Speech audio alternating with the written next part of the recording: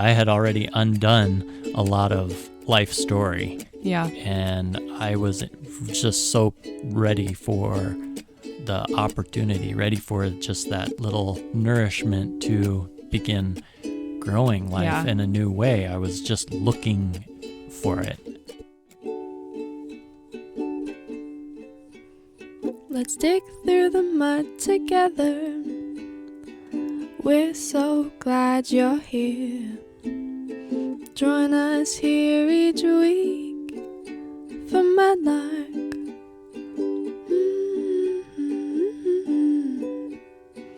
Ba-da-da-da-da.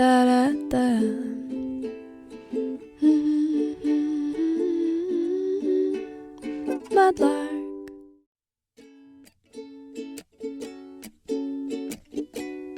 Hi loves, welcome to Mudlark. I'm your host, Dani Boltz, and I started this podcast because I believe that our stories are what connect us, especially the darker, more challenging parts of them. The times in my life where I felt the most deeply connected and okay are within those moments of truth-speaking and ruthless vulnerability with another person. Here we talk about topics surrounding inner child, addiction, friendship, love, sex, creativity, connection, community.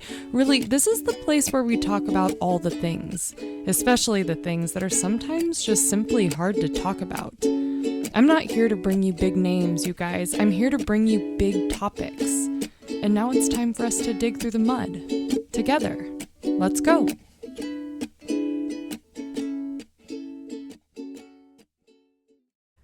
Hi, you guys. Welcome to Mudlark. So glad you're here. It's so fun having this space to connect with you each week, sometimes once, sometimes multiple times. I'm just so grateful for this space. I'm grateful for your time. I know we have so much going on in our lives, and the fact that you're taking time to listen to my weird ass voice in this headphone set, I'm just like, how? Thank you. Love you. I'm really excited to share today's episode. Today, I am sharing a conversation my beautiful husband, Hi, and I had. We were here cozied up in our living room. We had obviously our microphones right in between us, so we weren't like spooning on the couch, but we were cozy. It was so connected and comfy. And we talk about a little bit about our story, how we met, how we came together, how we met at my rock bottom, not necessarily his rock bottom, and how he was able to really just be this mirror into how I can love myself again. And he talks about life after divorce. We talk about kiddos. It's really full and juicy, and I can't wait to hear how you like it. So without further ado, let's get on to the show. And kind of, this record of things and the sounds of voices and capturing this time in our lives. And it feels like a special treat. And I know you had felt that with when you interviewed your mom. And like thinking about all of the interviews that you'll have and the conversations that will become kind of timeless. I know. I was just thinking in my mind as you were talking, time capsule. Yeah, definitely. That's what was in my mind. Like a time capsule, like a little snapshot. And I picture us listening to them later. I know. I picture like listening to them and remembering this time, and it's kind of an interesting way of thinking about, now what is it about this time that it will be important to remember? I know. I feel that. It's like when we were sitting on the deck and you just looked at me and said, like, life is weird.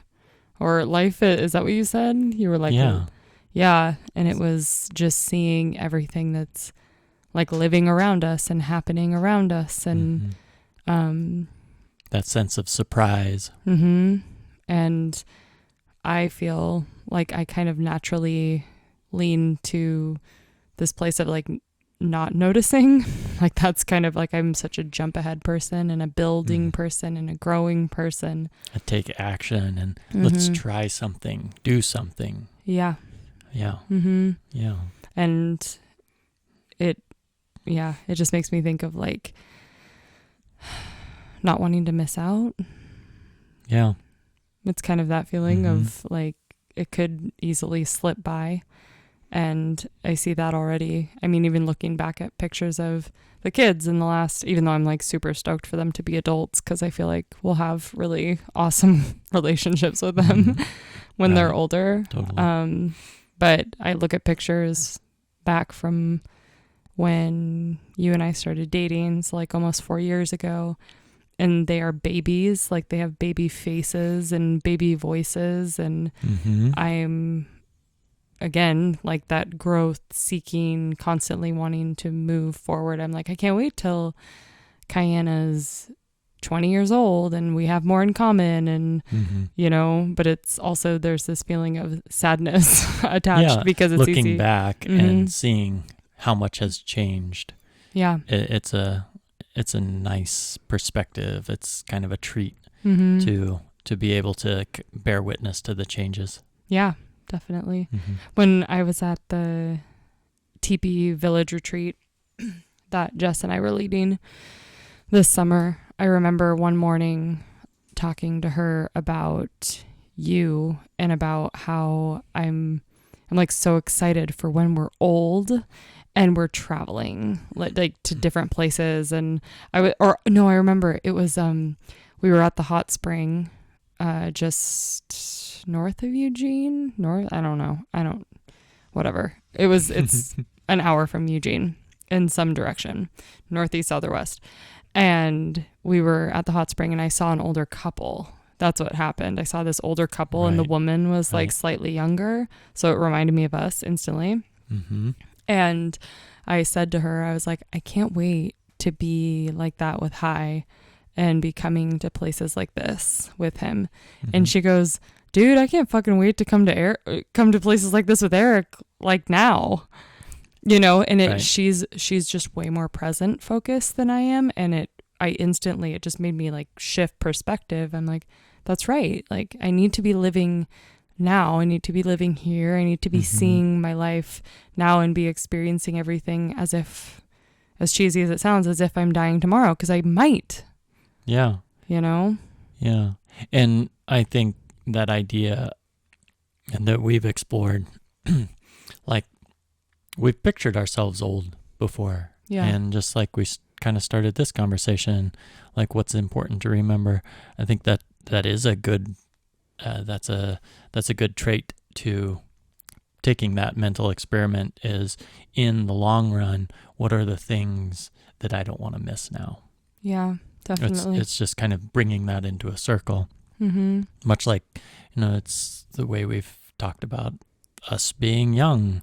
What are the things that we would have really treasured? I know. And we get that chance to pay attention to that now. I know. And I think we're good at kind of weaving that longer view in so that we can say, these are the things that will be important to remember.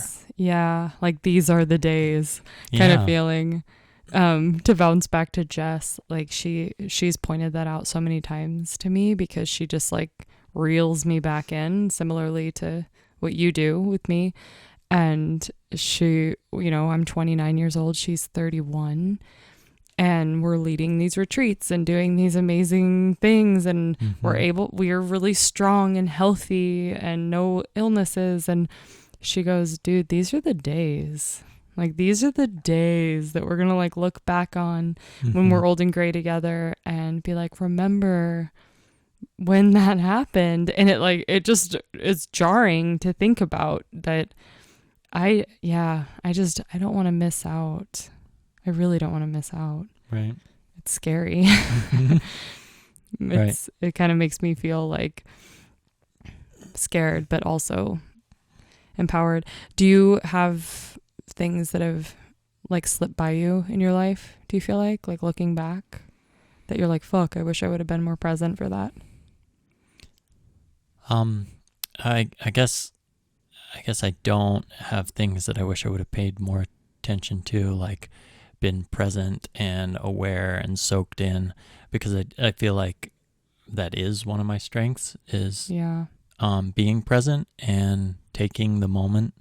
I do have times where I think, gosh, I could have been a little bit more proactive, kind of the other way. I could have made more out of that by initiating more, by being brave. Being brave, taking a risk, being vulnerable. Like college, like studying poetry, studying creative writing.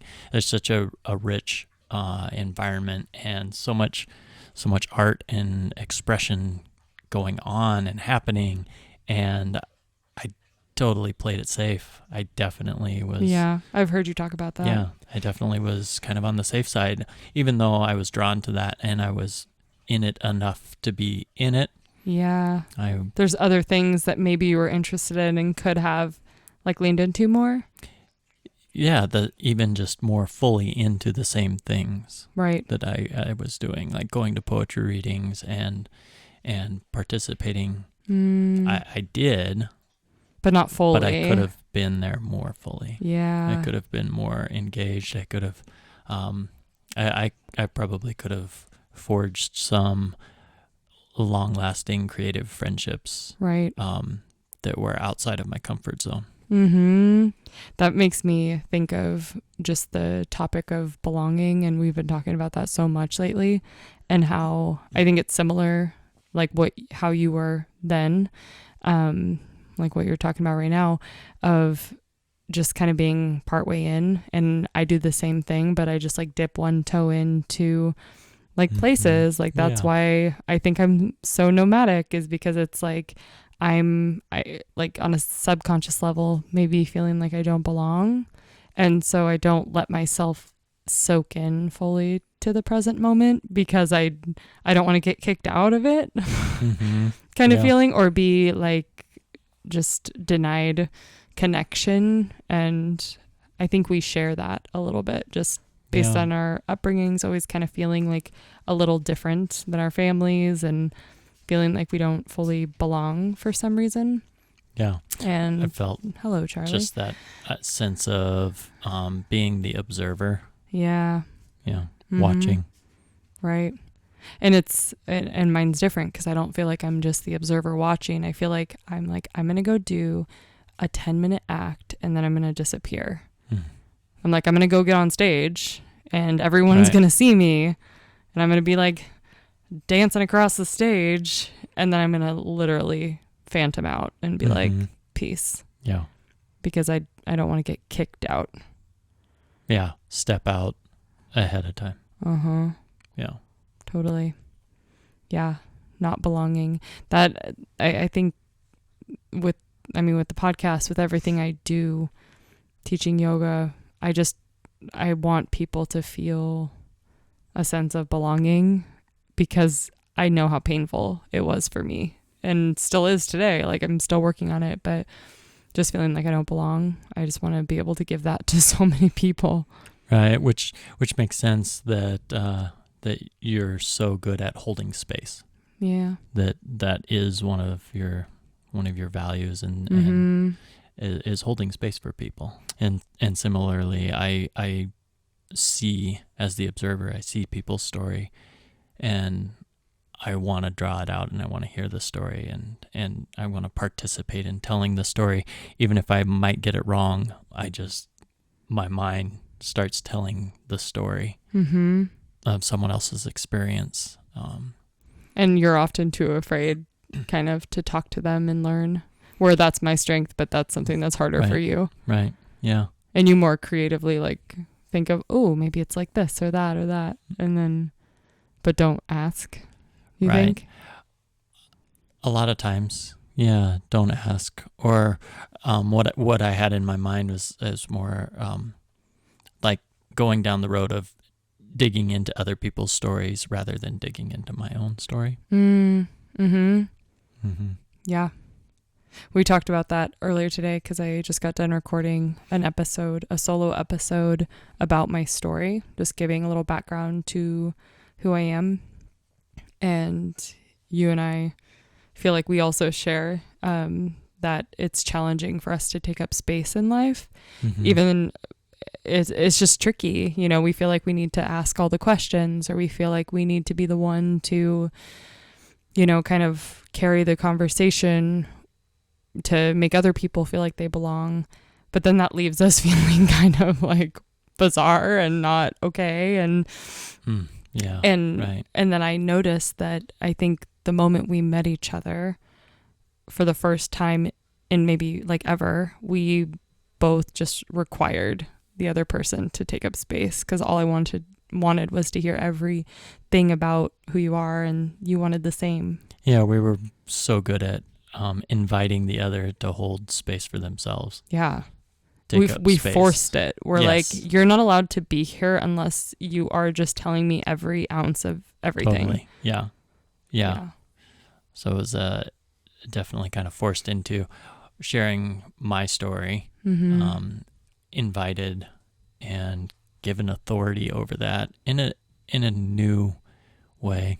Right. I feel like a lot of the poetry I wrote was about my story, but in just like the ways I was kind of entering that creative environment in a really safe way, the poetry was also in a safe way. Yeah. It was, yes, it was my story, but it was my story in a way that I had seen others' stories and could connect to where I could say, yeah, this is my story as a poet, but this is also my story as a human. And what I'm really interested in telling is this common story of human existence and human connectedness and commonality, the things that people share. Right.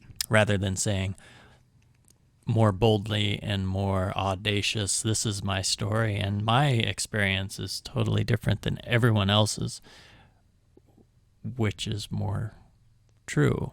We each have our own story that's completely unique, and we can tell it in the unique way that it is and leave it up to others to find those commonalities. Definitely. I felt like, because I've read a lot of your poetry, for those of you who don't know, Hai's an incredible poet. I'll link a couple of his poems, well, with his permission. And do I have your permission, sir? And granted, yes. Yeah. Of course. Yeah. In the show notes.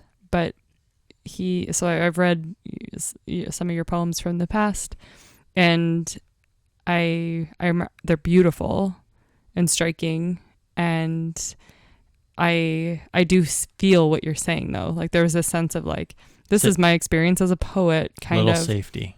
Yeah, safety. And when we met, very quickly early on, you wrote me a lot of poetry.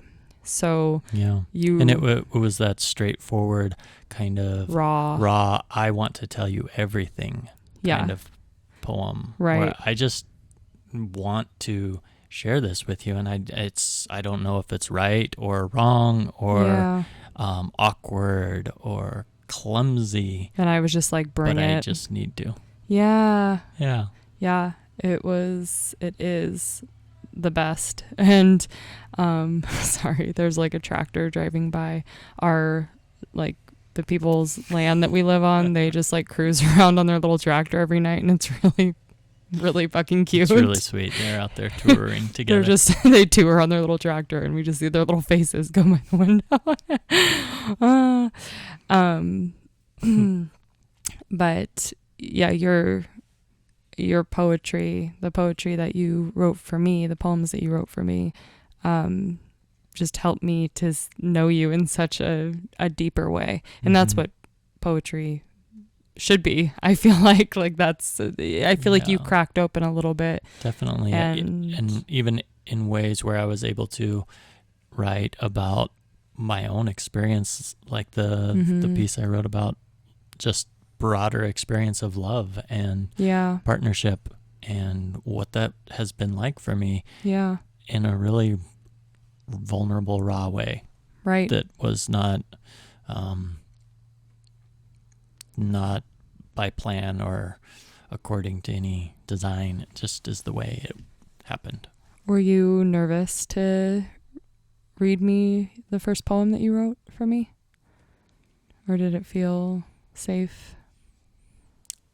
I feel like it felt really safe to share that with you. Yeah. Yeah.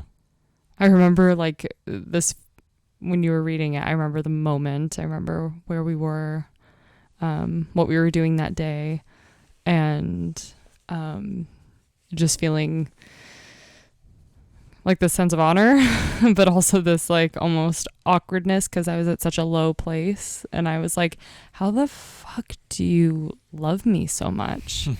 I even talked about it in the solo episode, of just my self-worth was so low at that time. And you just loved me throughout. Mm-hmm. I mean, with all of the things I was going through, you were just definitely. And I think I never saw you as broken and low. I saw you struggling. Yeah. And I saw you changing things, and I saw you just really working hard. Yeah. I did see that, and I saw the work you were putting in, but I think because the way we came together in such an open, honest, vulnerable way, yeah, to where we didn't have to change for one another. No. Because we were just so kind of open. And busted. In a way. Just so raw from... So raw. Mm-hmm. And it didn't feel busted at the time. For you. It didn't feel broken. Yeah. Because it felt like growth. It felt like expanding. Yeah. Mm-hmm. We talked about that a lot, expand and contract. And I remember talking about meaning quite a bit. Yeah. Like what defines the meaning in all of these experiences. Yeah. And how we bring the meaning to the experiences. And right, we give it authority to mean what we allow it to mean. Yeah. And I think we didn't change. We didn't have to backpedal with one another, which is where you really start to like feel broken, as if you're having to like take things and say, yeah, that's not really who I am. Sorry. Right. Yeah, we weren't at a place to shield at all who we actually were. And I think it's because of that like raw brokenness that I was experiencing. And I mean, you were fairly fresh out of a divorce. I mean, not fresh, a couple years, but I think just there's beauty in that. There's beauty in brokenness. There's beauty in stepping into a relationship of any kind in that state, even though it feels really vulnerable and fucked up. That's how it felt for me. I was like, I can't even believe, honestly, I remember feeling like I have nothing to lose. I was like, I ended the relationship. I closed the yoga studio. I ghosted all my friends. Like I wasn't feeling super strong with my family. Like everything was shit. And so going in to talk to you and connect with you, I just felt like, you know what? I have nothing to lose anymore. I'm going to stop trying and I'm just going to be myself and see where that goes, see how that goes. Yeah. And I know that it was the most important thing I've ever done. Yeah. It was. Yeah. I was in a low spot, like you were saying. I was definitely in a foundational kind of place. It's bottom, base layer, ready to build up again. The forest fire already happened. Totally. I had already undone a lot of life story. Yeah. And I was just so ready for the opportunity, ready for just that little nourishment to begin growing life in a new way. I was just looking for it. Yeah. And you didn't know what you were looking for, but you were looking for it. No, I was just so receptive to it, though. Yeah, definitely. Yeah. I mean, that just, so like the forest fire already happened in your life. When you met me, it was just kind of beginning in a way, I think. Mm-hmm. And then you were there to help me kind of like put that out, sort of. And then I, for the last 3.5 years, have just been trying to create really fertile ground for the true life that I want. I mean, that's, it feels like, I mean, in the last 8 months of living back in Oregon, for most of the time, like we're splitting our time, but we're in Oregon primarily. And it's like just being back in this land that like feels so good to me. And I'm back with people that love me and I love, and I just feel so expansive. Like I cannot recognize who I was and where I was when I met you. It's crazy. It's so much has changed. I think it'd be fun to share our story of how we met. So you were living in Troy. I was living in Libby, which is a town about 20 miles east of Troy-ish. And I had been living over in Libby with my previous partner because we helped open the brewery, which you guys will have already heard about by now. And it was early on in me living there, like probably within the first year of living in Montana. And I was at the brewery and I remember seeing you walk in. You were coming into the brewery to like meet up with Justin, your friend, and right, yeah. And I was at that point pretty freshly out of divorce. Yeah. That was more fresh and more of that kind of forest fire was a little fresher for me at that point. And I remember seeing you and just your presence was so inviting and warm. Yeah. And you just were there asking what's your name. Yeah. And it's like, hi, who what's your are name? you? Do you want to be best friends? Yeah, basically. Yeah. And it felt really new and just really promising. Like this isn't all bad. Yeah. I was like one of the turning points where I was like, this is not all bad. Yeah, like your situation, the divorce. Right. Coming out of divorce and coming out of just kind of that whole meltdown of everything I knew about how life was structured. Mm-hmm.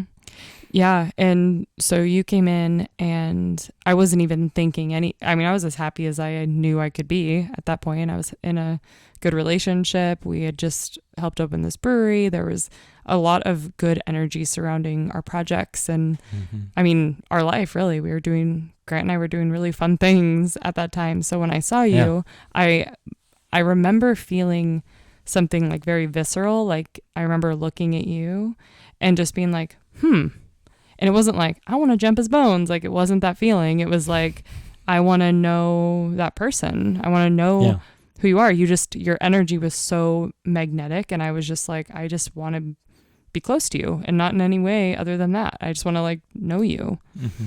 So we had like that quick interaction and then I didn't see you for years. I never saw you again. It was years. Right. It was. Yeah. It was probably 2 years or probably. Or so. Yeah. 2 years or so. Yeah, it was a while. But it was a moment for me. Like I remember, I remembered you. I remembered that moment and you did the same, right? I did the same. Yeah. Yeah. Right. Like you were saying, it wasn't a moment where I saw you and said, I need to pursue her. this person. No. It was a moment that made me feel good about where I was and just that there are experiences out there that are going to be really good for me. Yeah. I so felt many that. people I to knew meet. that. Yeah, that's a good place. I knew that for the first time, like I was saying. And it was definitely a light point I love in that. a dark time. Yeah. And I didn't forget you. Right. Yeah, it was definitely that feeling. It was kind of like, who was that phantom dude though? Like I kind of felt that a little bit. I was like, what just happened? And then you were gone. And I mean, fast forward a couple of years, in that time I had left the brewery. I had started a yoga studio.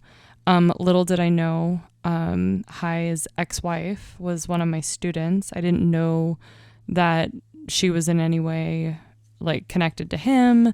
I didn't know because I didn't even like remember your name. I don't think like I don't know how I forgot it. We didn't. Not really sure I forgot your name.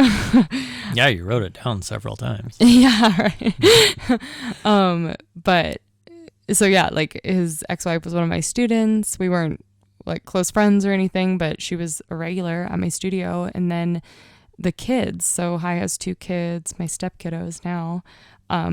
They were so young, but they were babies. They were little tiny baby children. Yeah. And they were in my kids yoga series that I did at the studio. So I was like kind of growing a connection with them. I just like can't even believe that. Mostly Kayana, because Kyron, the youngest, he was nervous about doing anything at that point. He was just nervous. He was nervous to stay alone. He was like so young. But yeah, and he had just gone through kind of this upset also. Yeah, exactly. Where, whole life change. Yeah. Yeah. So he was definitely sticking close to his mom. Right. Yeah. And so whatever, that all happened, I have the kids in the yoga, and now we were getting to a point where I could feel this internal shift of just like, what the fuck is my life? Like Grant and I were like getting ready to buy a house at that point. I was just getting ready to like close the studio because I just was having such a hard time keeping it going. I was one of the only instructors, one of like 2 instructors, and then managing it. I was not in a good place to continue that business. And I had like this last push of trying to get some more people into the studio. And there was a health fair. So there was a health fair at our like local event center in this small tiny town, and I'm at my booth with a little like trifold like poster board about yoga. And I'm pretty just sure standing there with 1 foot over your head, literally standing there like showing people what yoga's all about, like I do. And I even think there was pictures of the kids on that poster board, like from kids yoga stuff that I had done. Sure, could have been. Yeah, and then all of a sudden, Kyron and Kayana run up, and they're like, Dani, and yeah, they were so excited. They were excited to see me, and then here comes Hai with like light beaming around him. Yeah, and I was there with them to go to the health fair with them and walk around and see all of the things. And I was also there just interested on what kind of collaborations could be available for the early Head Start. Still kind of thinking about that. Yeah, so I was interested in what was happening in the community in ways that could kind of benefit families that home visitors were working with. Because tell them where you were working at that time. That was the early Head Start with Families in Partnership in Libby. So home visitors would go into homes and they'd be working with these families with infants and toddlers. So they would offer what else is happening in the community that could be supportive. And so I was interested in finding out all of those opportunities, kind of, and just promoting whatever adventures could really help people out. And for one, yoga sounded like a great opportunity for people. Back up. Did you know that I own the yoga studio? I did. Yeah. Okay. So you knew that. Oh, I did. Did you do any like creepy drive-bys? You're like, where is that girl? Yeah. Where is she? No, I don't I don't remember. You don't have to lie here. I know. This is a safe space. We're digging through the mud here. Tell us everything. No, I really don't remember how I knew that. But I did know that. And probably through the paper because I was writing those articles. Yeah. And talking all about yoga. Well, and it's a small town. And so it's a small town. People know what's happening. Like, they know everything. Yeah. Did you see the yoga teacher with the big blonde hair? Yeah, I know. It kind of stands out a little bit. So I knew you were doing that. What did you feel? I wasn't sure if you were going to be there for some reason. You thought about me though before? For some reason, I thought you were going to be there. I don't know why. Is that creepy? Kind of. You're like, no, I love it. So you're thinking about me. You're like, she might be there, but I don't know. Right. Yeah, totally. And I knew that people that I worked with were going to be there, so so you had an excuse to go. So I had a perfect excuse to show up and see about that yoga teacher with the big blonde hair they were talking about. Right. So how did you feel when you got there and you saw me? The kids were so excited to go say hi and introduce me. They were like, "Oh, Dani, let's go." And I was like, "Of course." You're like, "They made me." They twisted my arm. I'm wrapped around their finger. I can't say no. So, yeah. Hello. Hello. Yeah, and so you walked up and I remember I felt something. I felt something in my body. It's not what you're thinking. No, but I remember feeling similarly to the first time I saw you. It was visceral. It was this feeling in my chest. It was a feeling of just extreme like comfort and familiarity. Yeah, definitely. I felt a feeling of comfort and a feeling of curiosity and like I need to know you. Yeah, like I want to know you. And at that point we had no idea what that connection might look like. And we didn't care. And it didn't matter. That's the weird thing. We weren't looking for anything. No, it didn't matter what it was. I knew that, hey, that you were an interesting person. You were you were someone to connect with. Yeah. And that could be on a professional collaborative level, like maybe you could work with some of the families that home visitors were working with. And that would be great. Yeah. And maybe there was like some creative connection where we could visit and I have so many jokes I want to say. Yeah, and just explore friendship and and maybe marriage, and maybe get married one day. Yeah. Who knows? Yeah.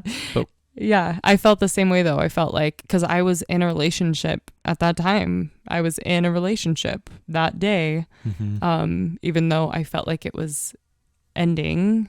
No one else in my life knew that. Well, that's not true. My best friend knew, but like I wasn't thinking that. I just thought I want to know you. And so basically we made the point of connection. We exchanged numbers, or maybe we added each other on Facebook. I think you told me when and where to show up. No, I did not. Did I? Possibly. Is that how it happened? Yeah. Like that night I said, okay, let's go have a picnic. Let's meet up for lunch sometime. Is that week. What I said this week?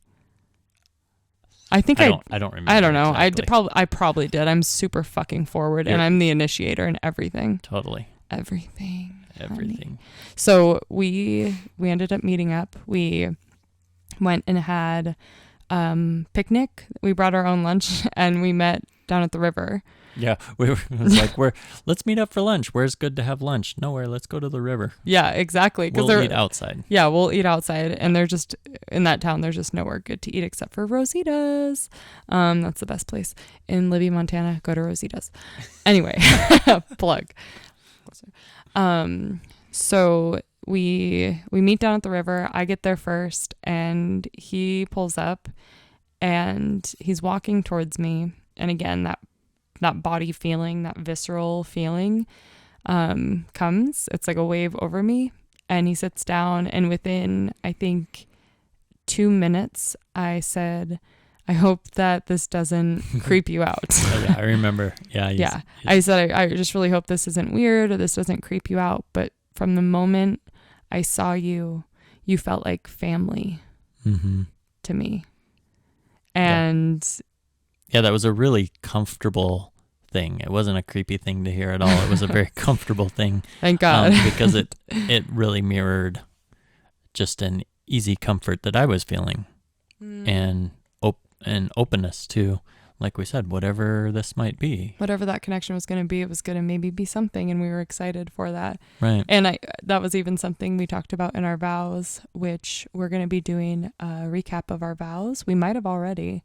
I don't know when this episode's going to come out yet because we're just figuring it all out. But we talked about in our vows just that moment of you feel like family.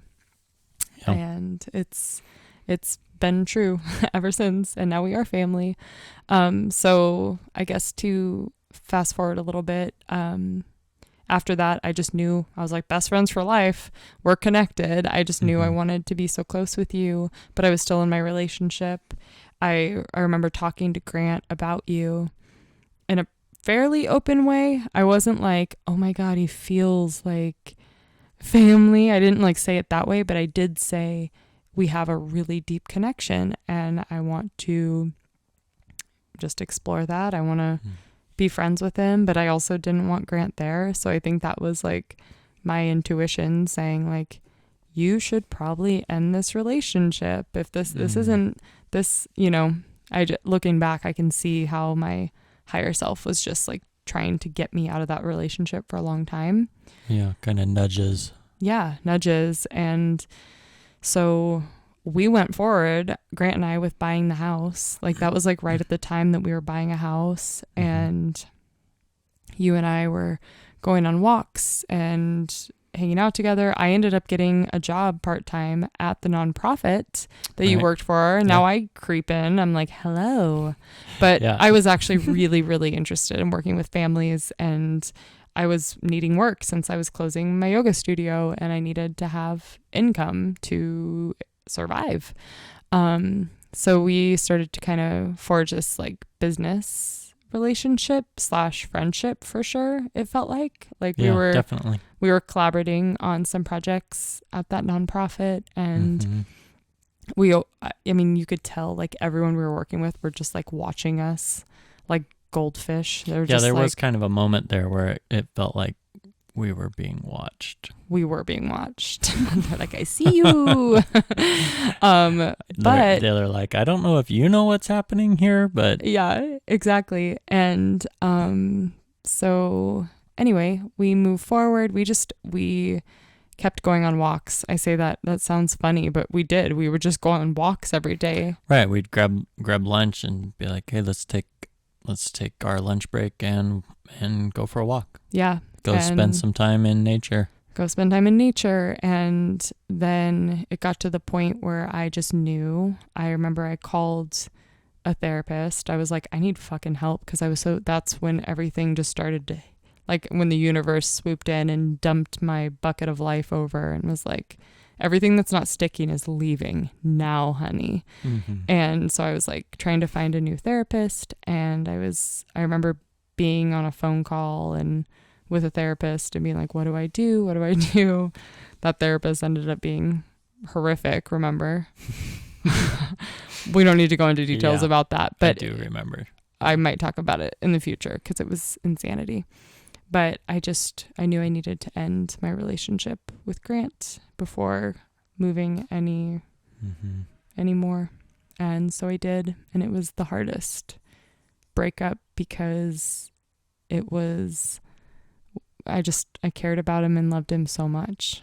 And still do in a lot of ways. I know that's still an important thing. Yeah. And it's so weird because, I think especially as women, we're kind of programmed to believe that if we're with a man who's just so good to us and never hurts us, and like there's kind of like this checklist. Like if you have someone who's these 5 things, then you need to be with them forever. And if you don't, you're crazy and you're going to miss out. Right. You know? And so Grant checked everything and more off the list, except that just like deeper connection piece was missing for me. That deeper connection, that feeling of home. And it was so hard to leave something that was so good for something that I didn't know. So unknown. Yeah. And I talked about it in the solo episode too, just an episode back or two, about how nothing about us being together made sense to me. I just knew. I knew I needed to do it. Yeah. And I mean, I wasn't ready for kids. Like I felt that. I was like, I'm not ready to be a stepmom, but I need to be. I'm not ready to be a wife, but I gotta. I'm not ready for all of these things, because you did. I mean, we both came with baggage, but you had a shit ton of baggage, and I was like fucking scared of you. Yeah. But I needed you. I knew it was right. I knew it was correct. And I don't know how. And I don't know how I knew, but I just did. It was that intuition piece. Right. And even knowing all of that and even recognizing it, it was still hard. Yeah. And slow. It was cautious. It was really cautious. It Totally. has been. I mean, until a year ago when we got married. I felt that. I was like, I mean, it's kind of a theme in my life of putting one toe in, but this is the first time. I think this, along with my teaching, I'm going all in with my teaching now, which feels really positive. But where I've gone all in with anyone and anything. And yeah, you've just been the catalyst for like the most personal growth and exploration. Like I just don't even know how else I'd be where I am, you know? Same. Yeah. Yeah. So yeah, I guess that's mainly our story now. I mean, there's so much more that goes into like where we are today, and you guys will just continue to hear more of what's going on and where we've been, because there's so much that's happened in a short amount of time. Yeah, definitely. Like building a relationship is one level, and then building a family, because I already had kids, and building all of these things, like that wasn't enough. So we decided to build a business too. Yeah, exactly. Let's build a business too. Let's build a business. And let's build some more homes. Let's build a brand. Yeah. Let's build a lifestyle. Let's build a community. Let's build a community that supports that lifestyle. Right. Yeah, because, similarly, even though you were a little further along in, like, your big old, like, burn, you had already had the burn, I feel like starting over in community, starting over in career, it was literally starting over in everything for both of us. Yeah, and definitely. Now we're just at this place. It's such a beautiful place to be in, because we're seeing everything grow. We're seeing all of the seeds that we've planted grow. Like, sorry for all the metaphors, but like it's true. Like, it's taken years, but it feels so aligned. We're living an aligned life. Yeah, and I think we're kind of getting to a place where we're both able to look at our life not just from that burn on, and not just, the new leaves that we've turned over and this is my life now, but we're able to now feel solid in what we've begun to grow and reach back into some of those lingering parts of the old life that they never go away. They don't just completely. They're part of our genetic makeup. It's a pivot and a turn, and some of those things are worth gathering. Yeah, absolutely.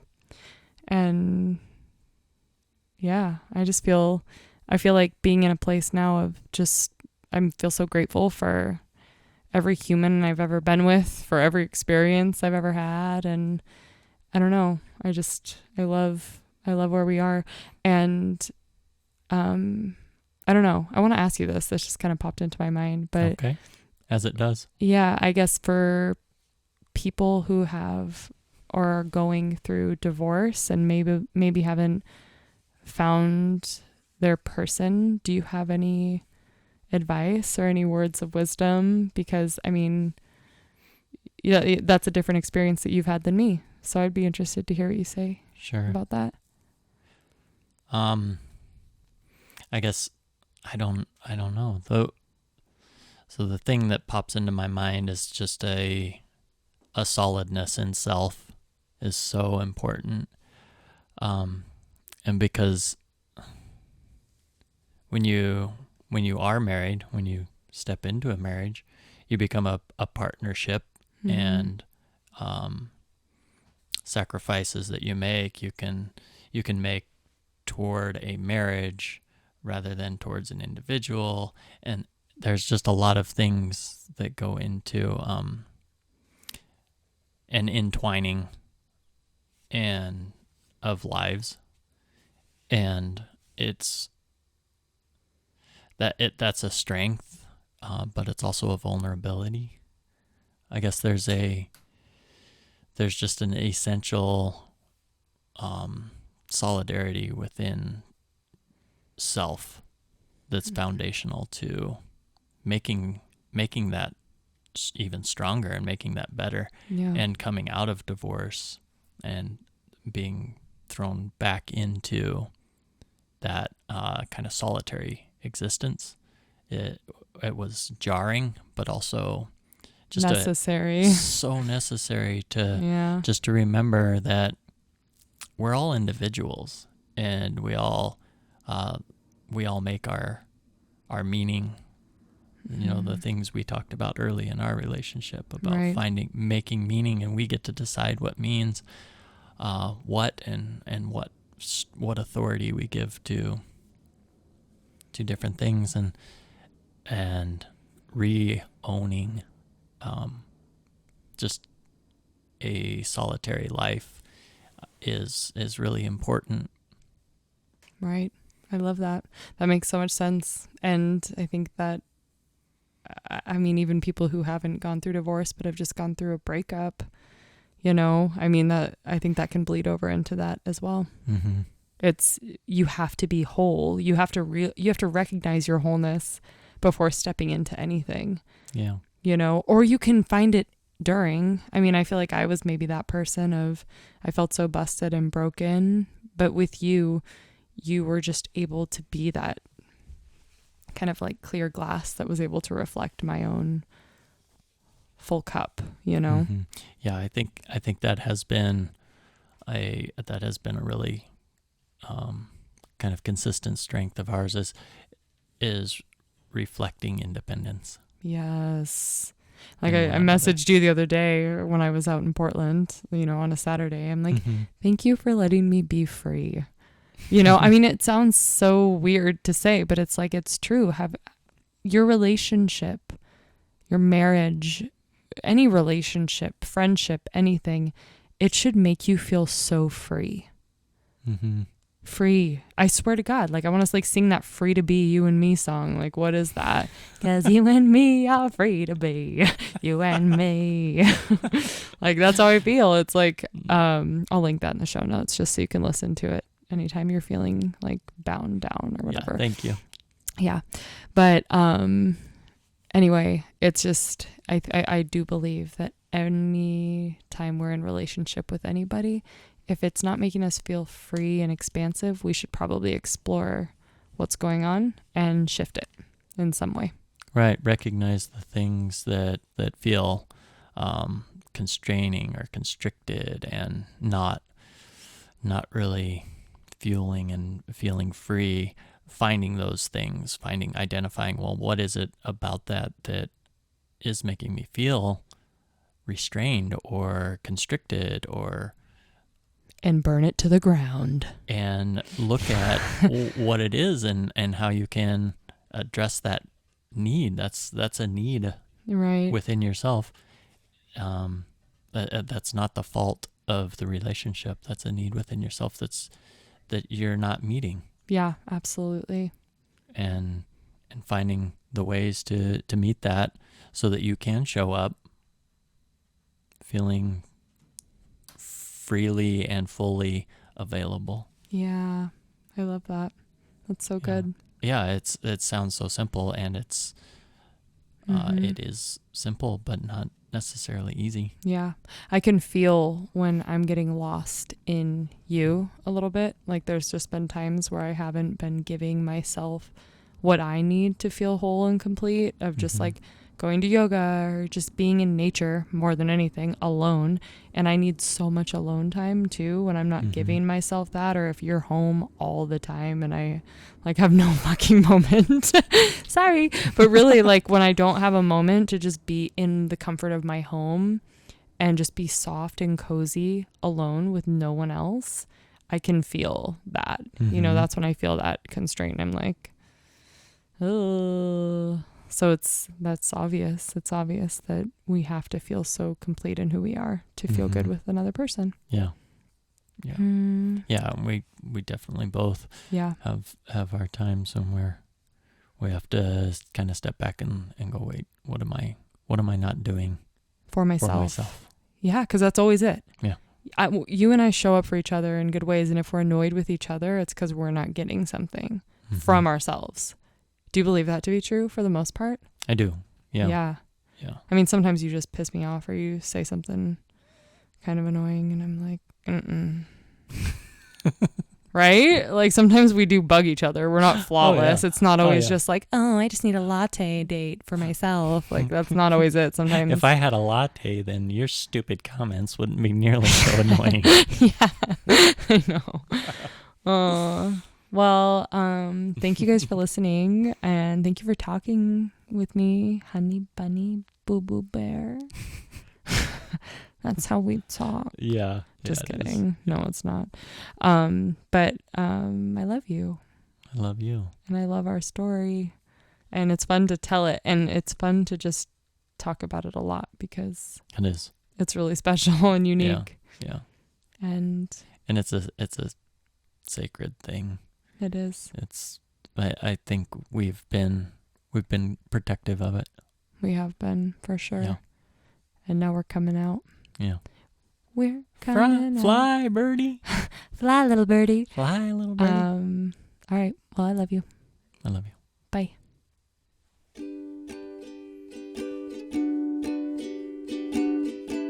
There is something super cozy about recapping how we came together, and I'm just so grateful that we had this opportunity to do that. So thank you so much for listening. As always, please remember to rate and review the show. If you haven't subscribed yet, please hit that little beautiful button. That's what helps the show get heard. And I just want to get this show out there, you guys. I believe in it. I believe in this community we're forming. I'm just so freaking grateful. Thank you for being here. I'll talk to you soon. Bye.